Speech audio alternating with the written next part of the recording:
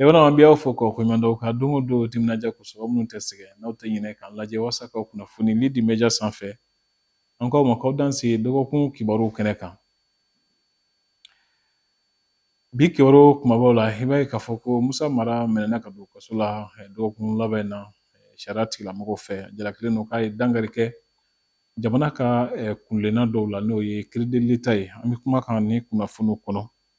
ka fara o fana kan Médecins Sans Frontières mɔgɔw ka baaraw sunsuru ka ɲɛsin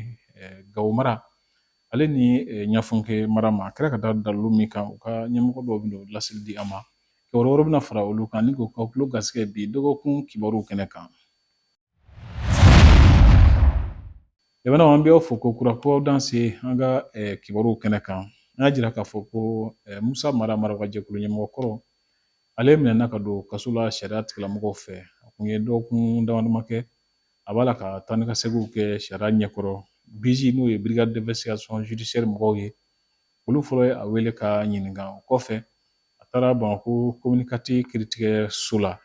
olu fana ye a ɲininka waati jan kɔnɔ i b'a ye k'a fɔ ko kiirido min ɲɛsinnen don ka ɲɛsin sariya sɔsɔ walima minnu kɛ bɔlɔlɔsiraw kan n'o ye pôle national de lutte contre la cybercriminalité olu fana ye a wele donni ni dugusajɛ alamisa ani juma wulada fɛ de u ye yamara di k'a bila ka taa kasobonba la i b'a ye k'a fɔ ko Musa Mara ka minɛni kɔfɛ a ka kumalasila dɔ ye Amidu Dunbiya ye ni ale ye politiki tɔnkɔrɔ min wele ko parti yɛlɛma o kumalasila fana ye a ye hakilila di a ka bɔlɔlɔsira kan an k'o lajɛ ni jaw la a ka kan an ka kuma y'a ma wajibi ye bi kuma min y'a ma wajibi ye o ye kuma ɲuman ye ka yira k'a fɔ bɛɛ ye an sigilen bɛ ni min kɛra bi parce que n'i ye maa ye min bɛ kuma n'i ye maa ye min ye jama ɲɛmaa ye i bɛ se k'i sigi ni fɛn bɛɛ ye i ka baara hukumu kɔnɔna na o de la an b'a ɲini an teri an jɛɲɔgɔn ani fɛn o fɛn de bɛ yen nɔ k'a fɔ ko Musa Mara kanu b'a yɔrɔ ko an ka to Ala kɔ Ala ale bɛ fɛn bɛɛ sanfɛ ale ka se ka bon ni fɛn bɛɛ ye wa ale bɛ se min na adamaden si tɛ s'a la donc a ka kan kuma fɔlɔ la an ka to ale kɔ an k'ale deli Ala ka tiɲɛ dɛmɛ Ala ka tiɲɛ banke o kuma kɔfɛ k'a fɔ ne teri de Musa ye n'a bɛ ko caman kɛ ɲɔgɔn fɛ k'a fɔ sympathisants ye maa min don madala ni nin bɛ fɛn bɔ a ka cɛsiri la jamana ye madala ni nin bɛ fɛn bɔ a ka kanu la jamana ye an bɛ se ka fɛn o fɛn kɛ k'a soutenir bi o ye a bɛ baara min kɛ n'o ye maliyɛnw dɛmɛli ye an ka continuer o baara ninnu fɛ fondation pour l'entraide et le développement o ye baara dɔ daminɛ parce que an ka jamana baarakɛyɔrɔ dɔw bɛ yen minnu y'a fɔ ko maliyɛnw menacelen don de faim je pense que kunu an taara dumuni di Baginda bi maaw bɛ Kucala u bɛ ka balo di o projet ninnu kan ka continuer parce que n b'a dɔn o de bɛ diya Musa ye a bɛ yɔrɔ min na k'a fɔ fɛnɛ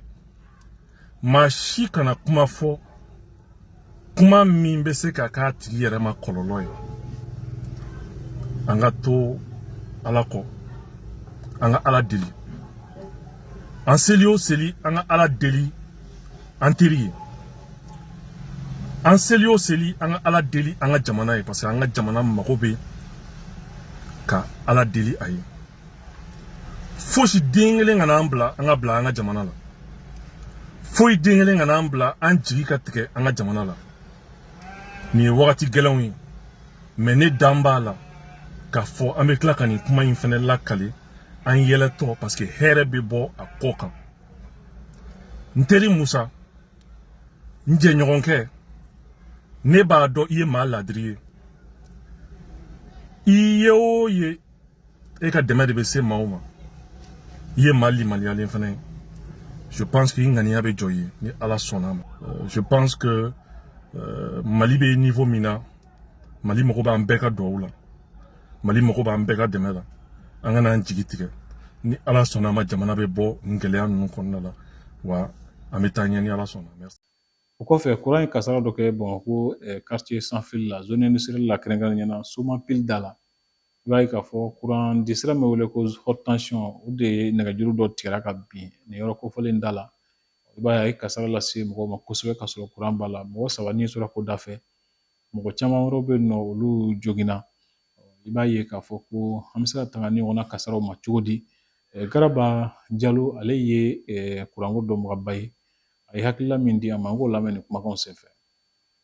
Nin ko nin a tiɲɛni a kasara ka bon kosɛbɛ parce que mɔgɔ tɛ se ka estimer k'a fɔ ko a dégâts bɛ daminɛ yan ka ban yan quoi parce que